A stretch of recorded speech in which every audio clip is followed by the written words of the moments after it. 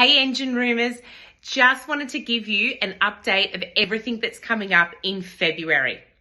So we're kicking off this week with the Engine Room Summer Retreat on Friday the 3rd and Saturday the 4th. So no webinars this week. Our webinars actually come back on Wednesday the 8th of February, and we're kicking this month's ones off with Michael from Web Oracle with a bit of a marketing spotlight, chatting to you about SEO and all things alike. Then on Wednesday the 15th, we have Hot Seat coming up. Our Hot Seat guests this month are Zach and Sammy McPherson, talking about all the innovative ideas that they've brought in to change up their business. It's definitely one not to be missed. Thursday, the 16th of February, we'll see you have a Profit First report with Dean Evans running.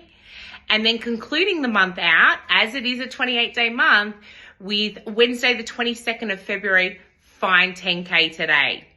So as you can see, some amazing webinars coming up this month, and we can't wait to see you all on Friday at the Summer Engine Room Retreat.